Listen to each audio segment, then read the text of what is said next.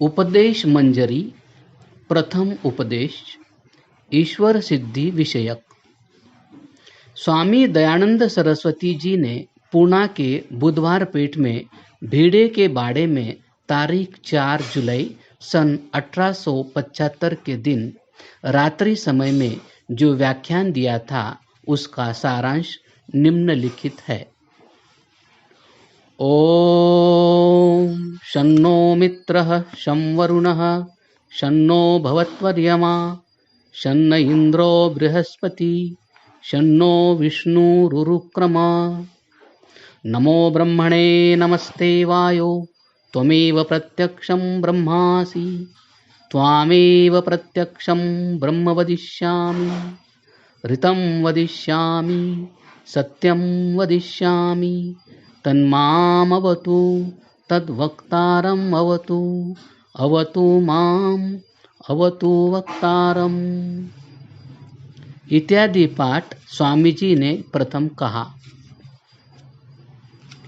ओम यह ईश्वर का सर्वोत्कृष्ट नाम है क्योंकि इसमें उसके सब गुणों का समावेश होता है।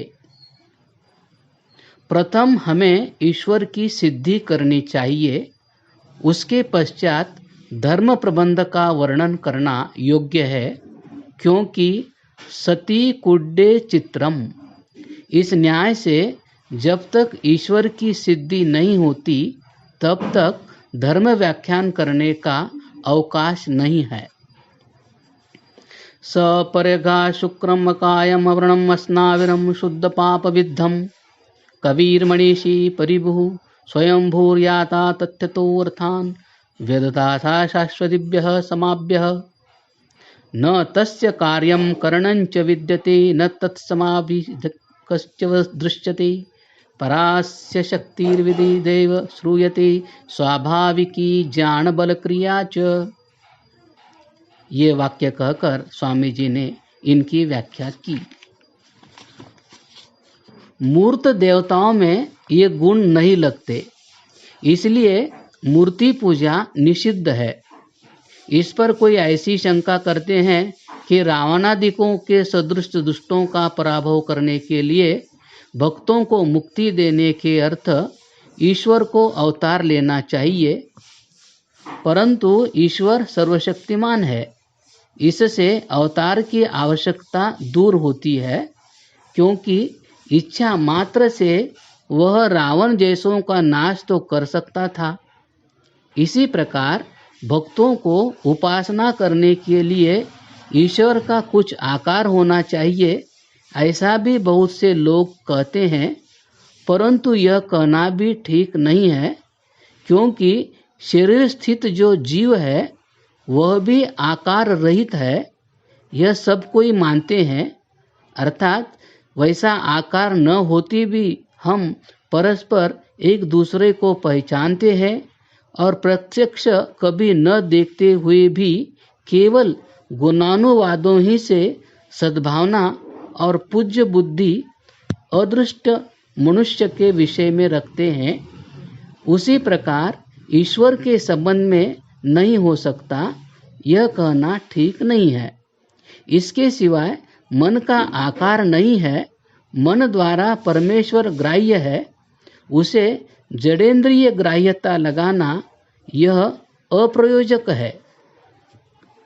श्री कृष्ण जी एक भद्र पुरुष थे, उनका महाभारत में उत्तम वर्णन किया हुआ है, परंतु भागवत में उन्हें सब प्रकार के दोष लगाकर उनके दुर्गुणों का ढिंडोरा पीटा है। ईश्वर सर्वशक्तिमान है। इस शक्तिमान का अर्थ क्या है? कर्तुम अकर्तुम अन्यथा कर्तुम ऐसी शक्ति से तात्पर्य नहीं है, किंतु सर्वशक्तिमान का अर्थ न्याय न छोड़ते हुए काम करने की शक्ति रखना, यही सर्वशक्तिमान से तात्पर्य है। कोई कोई कहते हैं कि ईश्वर ने अपना बेटा पाप मोचनार्थ जगत में भेजा, कोई कहते हैं कि पैगंबर को उपदेशार्थ भेजा, सो यह सब कुछ करने की परमेश्वर को कुछ भी आवश्यकता न थी, क्योंकि वह सर्वशक्तिमान है। बल, ज्ञान और क्रिया ये सब शक्ति के प्रकार हैं। बल, ज्ञान और क्रिया अनंत होकर स्वाभाविक भी है। ईश्वर का आदि कारण नहीं है। आदि कारण मानने पर अनवस्था प्रसंग आता है। निरीश्वरवाद की उत्पत्ति सांख्य शास्त्र से हुई प्रतीत होती है, परंतु सांख्य शास्त्रकार कपिल मुनि निरीश्वरवादी न थे। उनके सूत्रों का आधार लेकर कपिल निरीश्वरवादी थे ऐसा कोई कहते हैं, परंतु उनके सूत्रों का अर्थ ठीक ठीक नहीं किया जाता। वे सूत्र निम्नलिखित है: ईश्वरा सिद्धे मुक्त बुद्ध योरण्यतरा भावान्न तत्सिद्धि उभयथाप्य सत्करत्वम मुक्तात्मनः प्रशंसा उपासनादि सिद्धस्य वा इत्यादि। परंतु सूत्र साहचर्य से विचार करने पर ईश्वर एक ही है, दूसरा ईश्वर नहीं है ऐसा भगवान कपिल मानते थे, क्योंकि पुरुष है ऐसा उनका सिद्धांत था। वही पुरुष सहस्र शीर्षादि सूक्तों में वर्णन किया गया है। उसी के संबंध से वेदाहमेतं पुरुषम महांतम इत्यादि कहा हुआ है। प्रमाण बहुत प्रकार के हैं। प्रत्यक्ष, अनुमान, उपमान और शब्द इत्यादि। भिन्न भिन्न शास्त्रकार प्रमाणों की भिन्न भिन्न संख्या मानते हैं। मीमांसा शास्त्रकार जैमिनी जी 2 प्रमाण मानते हैं। गौतम न्याय शास्त्रकार 8, कोई कोई अन्य न्याय शास्त्रकार 4, पतंजलि योग शास्त्रकार 3 प्रमाण, सांख्य शास्त्रकार 3, वेदांत ने तो 6 प्रमाण स्वीकार किए हैं। परंतु भिन्न भिन्न संख्या मानना यह उस शास्त्रकार के विषयानुरूप है। सारे प्रमाणों का अंतर्भाव करके 3 प्रमाण अवशिष्ट रहते हैं: प्रत्यक्ष, अनुमान और शब्द। इन 3 प्रमाणों की लापिका कर ईश्वर सिद्धि विषयक प्रयत्न करते समय प्रत्यक्ष की लापिका करने के पूर्व अनुमान की लापिका करनी चाहिए, क्योंकि प्रत्यक्ष का ज्ञान बहुत ही संकुचित और क्षुद्र है। एक व्यक्ति के इंद्रिय द्वारा कितना ज्ञान हो सकता है, अर्थात बहुत ही थोड़ा हो सकता है। इससे प्रत्यक्ष को एक ओर रखकर शास्त्रीय विषयों में अनुमान प्रमाण ही विशेष गिना गया है। व्यवहार के लिए अनुमान आवश्यक है। अनुमान के बिना भविष्य के व्यवहारों के विषय में हमारा जो दृढ़ निश्चय रहता है वह निरर्थक होगा। कल सूर्य उदय होगा यह प्रत्यक्ष नहीं, तथापि इस विषय में किसी के मन में तिल मात्र की भी शंका नहीं होती।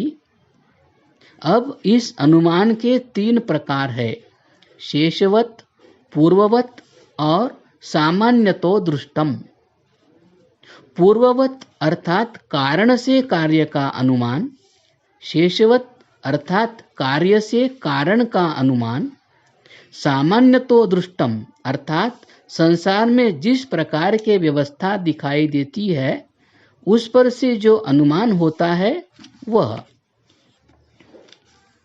इन तीनों अनुमानों की लापिका करने से ईश्वर, परम पुरुष, सनातन ब्रह्म सब पदार्थों का बीज है ऐसा सिद्ध होता है।